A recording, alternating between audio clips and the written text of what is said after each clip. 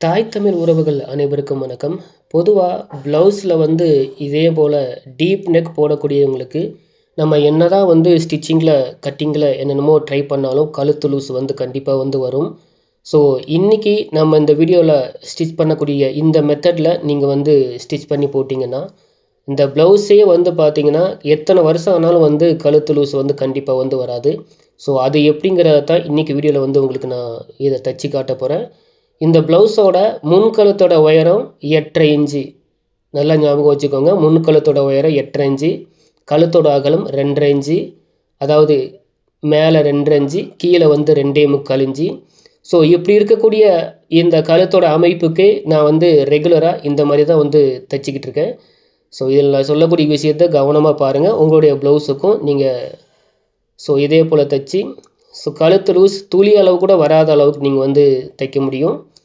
இப்போ நான் என்ன பண்ணிக்கிட்டேன்னா, இது பேப்பர் கேன்வாஸோட உதவியோடு வந்து இதை நீங்கள் செஞ்சிங்கன்னா இன்னுமே ஃபினிஷிங் நல்லாயிருக்கும். அதற்காக தான் அந்த முறையில் உங்களுக்கு நான் வந்து தைச்சி காட்டுறேன். பேப்பர் கேன்வாஸ் வந்து ஏற்கனவே நீங்கள் கழுத்து எந்த அளவுக்கு இந்த மாதிரி டீப் நெக் வெட்டியிருக்கீங்களோ இதே அளவுக்கு வந்து பேப்பர் கேன்வாஸ் வந்து, அதாவது கழுத்தோட வடிவமைப்பு எந்த அளவு இருக்கோ கரெக்டாக அதே அளவுக்கு வந்து வெட்டிக்கோங்க. இப்போ நான் இந்த வீடியோவில் உங்களுக்கு நான் வெட்டி காட்டினேன் பார்த்தீங்களா, அதே போல் வெட்டிக்கோங்க. இப்போது நீங்கள் நார்மலாக வந்து கேன்வாஸ் வந்து வெட்டினீங்கன்னா சின்னதாக ஒரு 3/4 இன்ச்சில் 1/2 இன்ச்சிலேருந்து 3/4 இன்ச்சு வரைக்கும் தான் நீங்கள் வந்து வெட்டுவீங்க. பட் இதில் வந்து நான் வந்து 1.25 இன்ச்சு வரைக்கும் இந்த கழுத்தோட கேன்வாஸோட அமைப்பை வந்து நான் வச்சுக்கிறேன். காரணம் என்னென்னா, நம்ம தைக்கும்போதே இந்த கேன்வாஸில் தான் வந்து தையல் வந்து போடுற மாதிரி வந்து இருக்கும். ஸோ அதனால் வந்து கேன்வாஸோட அகலத்தை வந்து சேர்த்து நான் வந்து இதில் வந்து வெட்டிக்கிறேன். முக்கியமாக இது எல்லா விதமான ப்ளவுஸுக்கும் வந்து பொருந்தும். பட் இன்றைக்கி நான் உங்களுக்கு இதில் தைச்சி காட்டக்கூடிய இந்த ப்ளவுஸோட மெட்டீரியல் வந்து ரொம்பவே சாஃப்டாக வந்து இருக்கக்கூடியது. இப்போ நான் இதை வெட்டிட்டேன். இதை வந்து தேவையான அளவுக்கு நம்ம ஆல்ரெடி நம்ம வந்து வெட்டிக்கிட்டோம். இதை வந்து அயன் பண்ணி எடுத்துக்கிறேன். இப்போ அயன் பண்ணிவிட்டு ஒரு பக்கம் நம்ம நார்மலாக வந்து கழுத்தை வந்து ஸ்டிச் பண்ணுவோம் இல்லையா, அதாவது வந்து மடித்து தையல் போடுவோம் இல்லையா, அதே போல் வந்து ஒரு பக்கம் வந்து தையல் போட்டுக்கோங்க. ஸோ இந்த வீடியோவை நான் இதில் வந்து முன்கழுத்து மட்டும் உங்களுக்கு நான் வந்து தைச்சி காட்டுறேன். ஸோ இதோட முழுமையான ப்ளவுஸ் ஸ்டிச்சிங் வீடியோ உங்களுக்கு வேணும்னா இந்த வீடியோவுக்கு கீழே ஃபஸ்ட்டு கமெண்டில் வந்து நான் வந்து அந்த வீடியோட லிங்க்கை வந்து பின் பண்ணியிருக்கேன். நீங்கள் அதை பார்த்துக்கோங்க. நம்முடைய இன்னொரு சேனலில் வரக்கூடிய அந்த வீடியோ, அதில் வந்து உங்களுக்கு வாய்ஸ் இருக்காது.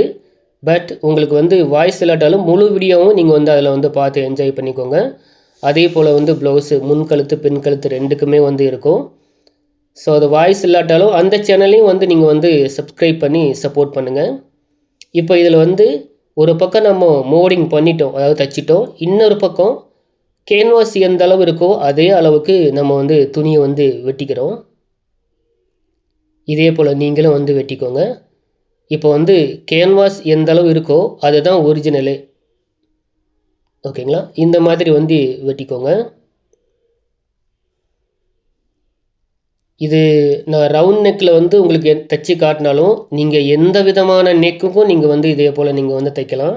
கண்டிப்பாக ஒரு துளி கூட வந்து உங்களுக்கு வந்து ப்ளவுஸ் போடும்போது பாருங்கள் அழகாக வந்திருக்கு.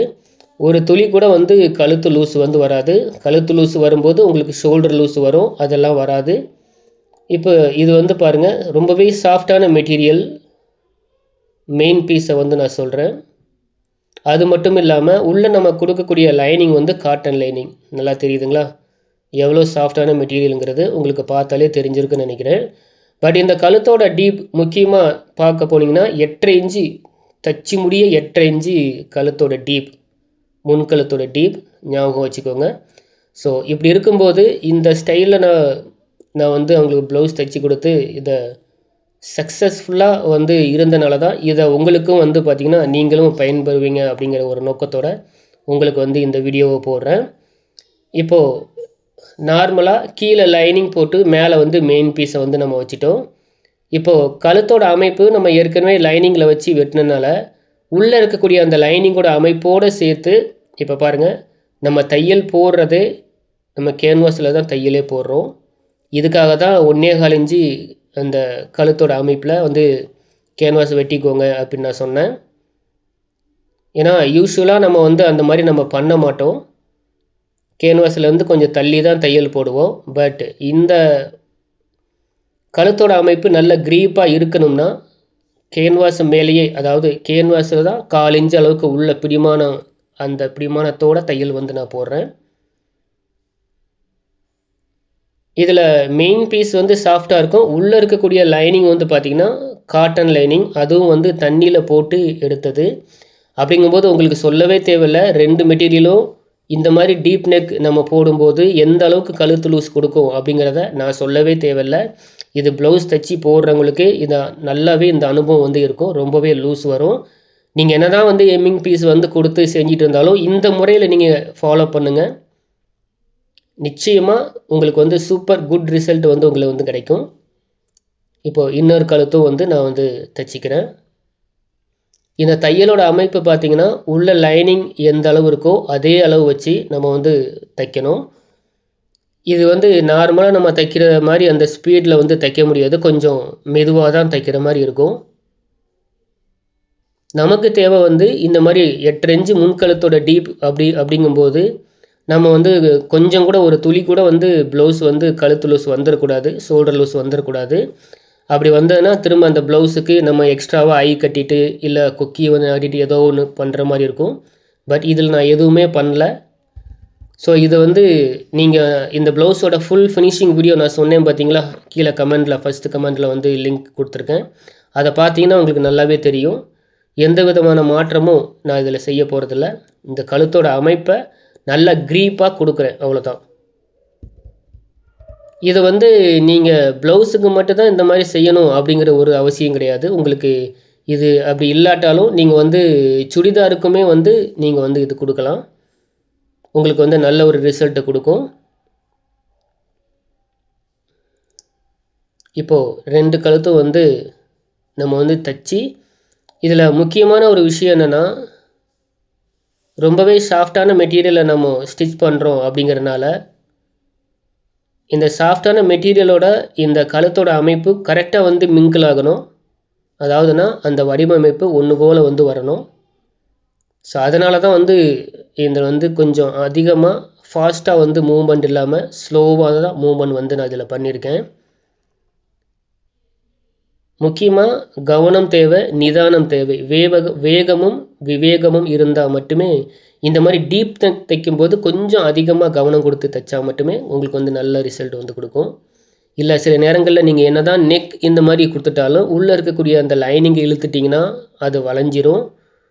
ஏன்னா இதில் பாருங்கள், இந்த ஷோல்டரோட அமைப்பு பாருங்கள், கிட்டத்தட்ட வந்து தைச்சி முடியவே 1.25 இன்ச்சு 2 இன்ச்சுக்குள்ளே தான் அந்த ஷோல்டரோட அமைப்பு வந்து வரப்போகுது. இப்போ நான் உங்களுக்கு வந்து இந்த முன்பாகத்தை முழுமையாக ரெடி பண்ணி காட்டுறேன். ரெடி பண்ணினா லைனிங்கோட மெயின் பீஸை அட்டாச் பண்ணி நான் உங்களுக்கு ஃபுல்லாக காட்டுறேன். அப்போ வந்து இந்த ஷோல்டரோட அமைப்பும் இந்த கழுத்தோட டீப்போட அமைப்பும் நீங்கள் பார்க்கும்போது உங்களுக்கு உண்மையிலே ஒரு ஒரு நான் சொல்ல வர கருத்து வந்து உங்களுக்கு வந்து நல்லா புரியும்னு நினைக்கிறேன். ஸோ ஓகே, இப்போது இதில் வந்து லைனிங்கில் வந்து நம்ம யூஸ்வலாக செய்யக்கூடிய விஷயத்த நம்ம வந்து தைச்சி வந்து இதில் வந்து பதிச்சுக்கிறோம். இதை தவிர்த்தும் இன்னொரு விஷயமும் நம்ம இதில் வந்து பண்ணணும். நம்ம இதோடு மட்டும் விட்டுறக்கூடாது. இப்போ வந்து மெயின் பீஸ் வந்து கொஞ்சம் க்ரீப்பான மெட்டீரியலாக இருக்குது, காட்டன் மெட்டீரியலாக இருக்குது அப்படின்னா ஜஸ்ட் நம்ம வந்து அயன் பண்ணி மேலே வந்து ஓரத்தையல் இல்லாமல் பண்ணிக்கலாம். பட் இது ரொம்பவே சாஃப்டான மெட்டீரியல், அதனால் வந்து இதில் நான் வந்து ஓரத்தையல் வந்து யூஸ் பண்ணுறேன்.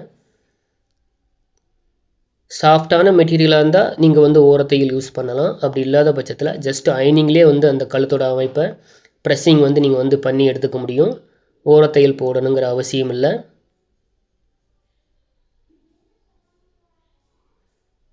ஸோ எப்போவுமே வந்து நம்ம ப்ளவுஸ்ன்னு எடுத்துட்டாலும் சரி, சுடிதார்னு எடுத்துட்டாலும் சரி, ஒரு சில விஷயங்கள்லாம் நம்ம ஸ்டிச்சிங்கில் அந்தந்த துணிக்கு ஏற்ற மாதிரி வந்து நம்ம வந்து ஸ்டிச்சிங்கை வந்து மாற்றிக்கணும். இதை நம்ம இன்னொரு சேனலில், அதாவது லிங்க் கொடுத்துருக்கேன்னு சொன்னேன் இல்லையா ஃபஸ்ட்டு கமெண்டில், அந்த சேனலில் பார்த்தீங்கன்னா நிறையா ஒரே வகையான ப்ளவுஸையே அதை வேறு மாதிரிலாம் நான் தைச்சி வந்து வீடியோ வந்து போட்டிருக்கேன். அதை பார்த்தீங்கன்னா உங்களுக்கு நல்லா புரியும். ஸோ தெரிஞ்சவங்களுக்கு ஓகே, தெரியாதவங்க அதை வீடியோவை பார்த்து தெரிஞ்சுக்கோங்க. இப்போ இந்த கழுத்தோட அமைப்பு பாருங்கள். இப்போது நார்மலாகவே 2 இன்ச்சு தான் இருக்கும். இப்போ வந்து கை நம்ம வந்து அட்டாச் பண்ணிட்டோம்னா இந்த ப்ளவுஸில் ஷோல்டரோட அமைப்பு எவ்வளோ இருக்குங்கிறத நீங்களே ஜஸ்ட் இமேஜின் பண்ணி பாருங்கள். ஸோ இப்படிப்பட்ட அமைப்புக்கு நம்ம இந்த ஸ்டைலில் இது வரைக்கும் நான் வந்து இந்த வீடியோவில் நான் ஸ்டிச் பண்ணி காட்டினேன். அந்த ஸ்டைலில் நீங்கள் பண்ணால் தான் உங்களுக்கு வந்து கழுத்தோட லூஸ், ஷோல்டர் லூஸ் எதுவும் வராமல் இருக்கும். ஸோ நிச்சயமாக இந்த வீடியோ உங்கள் எல்லாருக்குமே பிடிச்சிருக்கும்னு நம்புகிறேன். மறக்காமல் இந்த வீடியோவுக்கு நீங்கள் வந்து மறக்காமல் இந்த வீடியோவுக்கு ஒரு லைக் கொடுத்துருங்க. மறக்காமல் லைக் கொடுத்துருங்க. நிறைய பேர் நம்ம வீடியோ பார்க்குறீங்க, லைக் கொடுக்க மாட்டேங்கிறீங்க. தயவு செஞ்சு லைக் கொடுங்க. அது மட்டும் இல்லாமல் இந்த வீடியோவை உங்கள் ஃப்ரெண்ட்ஸ் அண்ட் ஃபேமிலி எல்லாருக்குமே ஷேர் பண்ணுங்கள். அவங்களும் அதை பார்த்து தெரிஞ்சுக்கட்டும், கற்றுக்கட்டும். மறக்காமல் லைக் கொடுங்க. ப்ளீஸ் லைக் கொடுங்க. இப்போ பார்த்தீங்கன்னா பாருங்கள், நான் சாஃப்டான மெட்டீரியலில் தான் தைச்சேன். பட் உங்களுக்கு தைச்சி முடிச்சப்பறம் ஃபினிஷிங் வந்து எந்த அளவுக்கு வந்திருக்குன்னு நீங்கள் பார்த்து தெரிஞ்சிருப்பீங்க. ஸோ இந்த மாதிரி விஷயங்கள் இருக்கும்போது நம்ம எந்த அளவுக்கு வந்து கொஞ்சம் சாஃப்டாக இதை வந்து மூவ்மெண்ட் பண்ணணும் அப்படிங்கிறத இந்த வீடியோவில் நான் தைச்சி காட்டியிருக்கேன். ஸோ உங்களுக்கு ரொம்பவே பிடிச்சிருக்கும் அப்படின்னு நான் நம்புகிறேன். மறக்காமல் இந்த வீடியோவுக்கு ஒரு லைக் கொடுங்க. தயவு செஞ்சு லைக் கொடுங்க. நீங்கள் கொடுக்கக்கூடிய ஒவ்வொரு லைக்கும் இந்த மாதிரி விஷயங்கள் தேவைப்படுறவங்களுக்கு யூடியூபே வந்து இந்த வீடியோவை சஜஸ்ட் பண்ணும். மறக்காமல் லைக் கொடுங்க.